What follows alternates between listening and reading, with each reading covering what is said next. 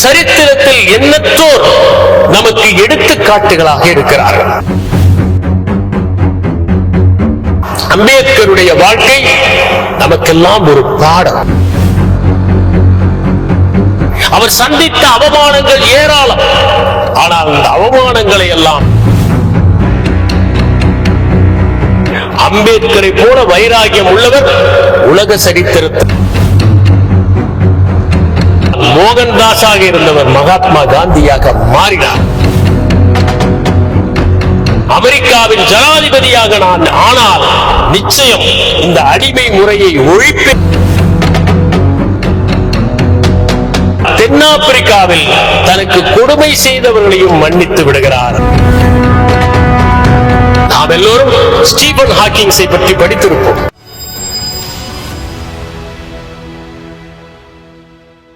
சரித்திரத்தில் எண்ணற்றோர் நமக்கு எடுத்துக்காட்டுகளாக இருக்கிறார்கள். அம்பேத்கருடைய வாழ்க்கை நமக்கெல்லாம் ஒரு பாடம்.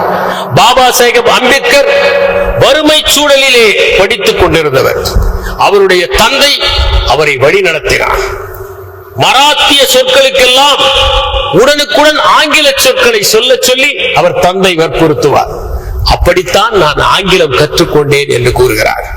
சவேதார் குலத்தில் ஒடுக்கப்பட்டவர்கள் நுழைந்ததால் சாணத்தை கொண்டும் விலங்குகளை கொண்டும் புனிதப்படுத்தப்பட்ட போது வருந்தி அவர் எழுதிய கட்டுரை இதயத்தை தொடக்கூடிய கட்டுரை.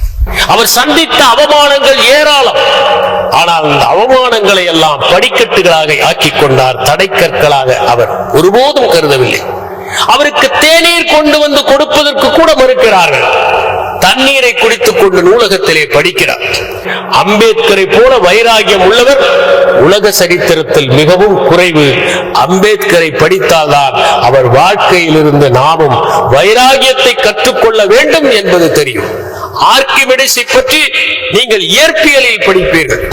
அவர் எண்ணெய் தேய்த்து குளிப்பதற்கு முன்னால் தன் உடம்பில் இருக்கிற எண்ணெயில் கூட சமன்பாடுகளை எழுதியவர். அவரை சிப்பாய்கள் சூழ்ந்து கொண்ட போது அவர் ஏதோ கணித சூத்திரத்தை போட்டுக் கொண்டிருந்தார். என்னுடைய வளையங்களை தொந்தரவு செய்யாதே என்று சொன்ன போது அவர் குத்தி கொல்லப்பட்டார். மகாத்மா காந்தியடிகள் மனிதர்கள் எப்படி அடுத்தவர்களை மன்னிக்க வேண்டும் என்பதற்கு எடுத்துக்காட்டாக இருந்தவர்.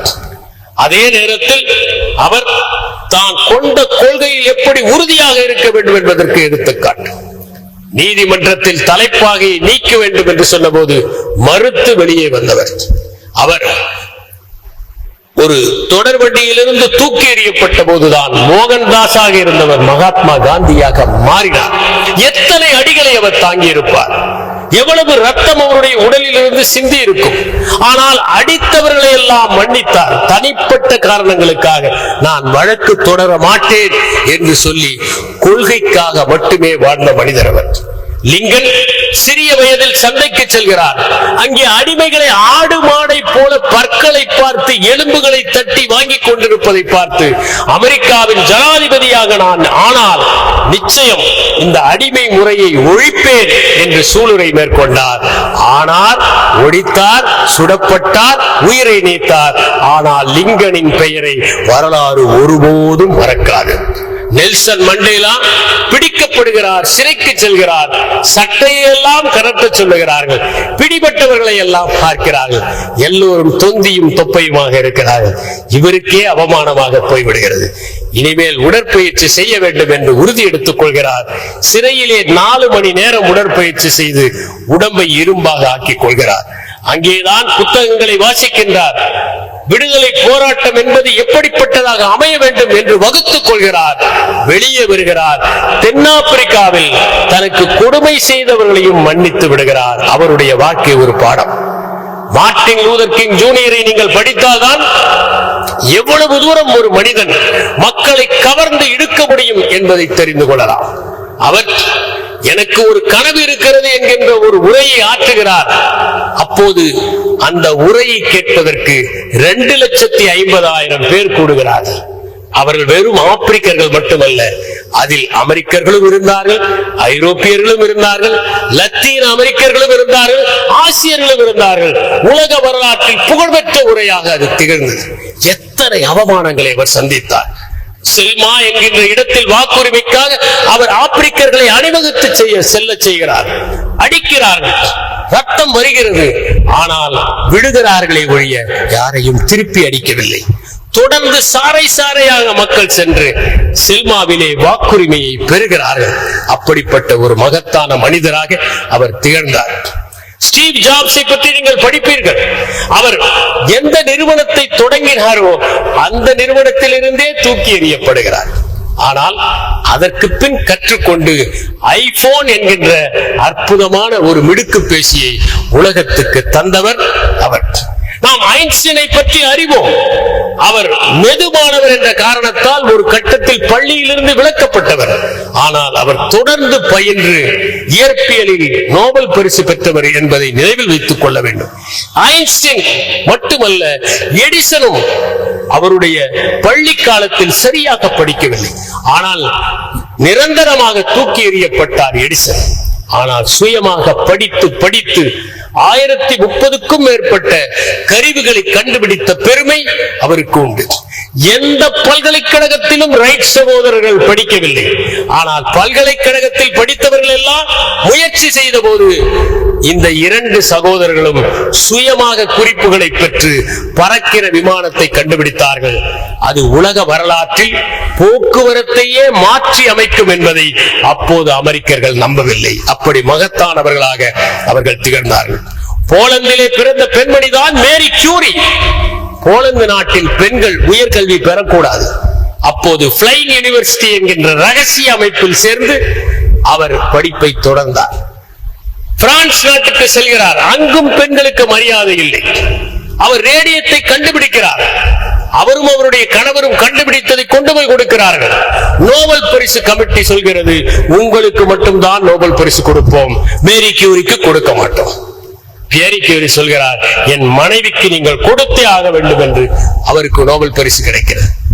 அவர்தான் 2 நோபல் பரிசுகளை பெற்ற பெண்மணி. சார்பான் என்கிற பல்கலைக்கழகத்தில் முதல் பெண் பேராசிரியராக நியமிக்கப்பட்டவர் மேரி கியூரி. நாம் எல்லோரும் ஸ்டீபன் ஹாக்கிங்ஸை பற்றி படித்திருப்போம். கருந்துளைகளை பற்றி விரிவான ஆய்வு செய்தவர். 21வது வயதில் அவர் ஒரு பெரிய நோயால் தாக்கப்படுகிறார்.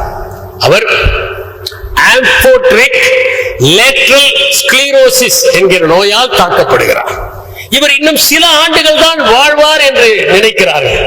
ஆனால் அவர் கடினமாக உழைத்து மரணத்தை எதிர்த்து போராடி மாபெரும் மனிதராகி அற்புதமான சில தத்துவங்களை மக்களுக்கு வழங்கினார். பேச முடியாத சூழலில் கூட சிந்தசைசர் என்கின்ற கருவியின் மூலம் அவருடைய கருத்துக்களை தெரிவித்தார். அவர் இறந்த பிறகு அவருடைய வாகனம் செல்கின்ற வழியில் படித்த பேராசிரியர்களும் விஞ்ஞானிகளும் கூடி நின்று அவரிடம் மரியாதை செலுத்தி வழியனுப்பி வைத்ததை அவருடைய மகள் லூசி ஹாக்கிங் புத்தகத்திலே எழுதியிருக்கிறார்.